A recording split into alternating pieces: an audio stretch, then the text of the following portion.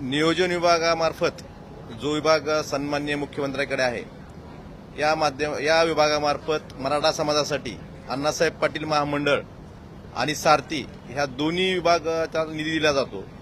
अण्णासाहेब पाटील महामंडळाच्या मार्फत जे मराठा तरुण उद्योजक आहेत, बेरोजगार आहेत तरुण, त्यांच्यासाठी कर्ज पुरवठा केला जातो।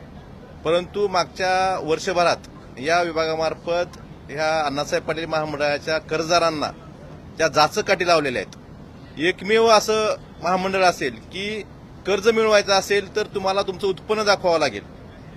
त्यांनी एक परिपत्रक काढलं, जर समजा एका बेरोजगार तरुणाला 20 लाख रुपये कर्ज घ्यायचं तर त्याचं उत्पन्न कमीत कमी 8 लाख रुपये पाहिजे। मला सरकारला प्रश्न विचारायचा आहे की तुम्हाला हे महामंडळ बंद करायचंय का? एका बाजूला मराठा तरुण बेरोजगारांना आम्ही एवढा निधी देतो, एवढी तरतूद करतो म्हणून सांगायचं आणि उत्पन्नाच्या अटी दाखवायच्या।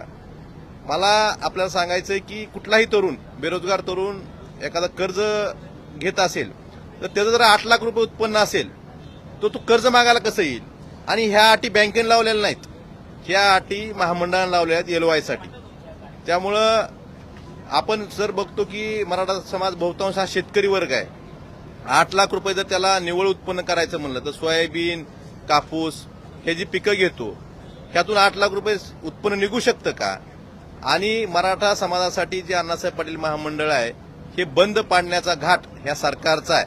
आणि जे तरुण बेरोजगार आहेत, या बरेच ट्रॅक्टर असतील, टुरिस्ट गाड्या असतील, आपले जेसीबी असेल, हे जे वाहनं होते या वाहनांचा एलवाय बंद केलेला आहे। मग तरुणांनी रोजगार करायचा नाही का? आणि जुना अनुभव जर बघितला तर जवळपास ही व्याज परताव्याची रक्कम आहे। शासन फक्त व्याज परतावा देतं।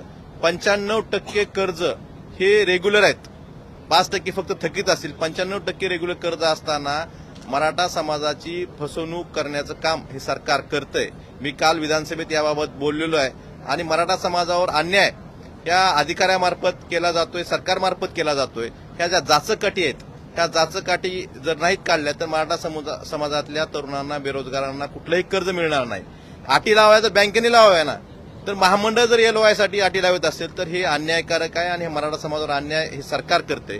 त्याचबरोबरीनं प्रत्येक आता 1,30,000 रुपये जर कर्ज पाहिजे असेल तर कमीत कमी त्याला 50,000 उत्पन्न पाहिजे। आणि जर 20 लाख रुपये कर्ज घ्यायचं असेल तर त्याला 8 लाख रुपयाचं उत्पन्न पाहिजे त्या कुटुंबाचं। 8 लाख रुपये जर उत्पन्न असेल तुमच्याकडे कर्ज मागायला कशाला येईल तो? उत्पन्नाची अट ही बेरोजगारांसाठी योजना आहे। मग बेरोजगारांना उत्पन्न कुठून दाखवायचं याचंही उत्तर सरकारने देणं गरजेचं आहे।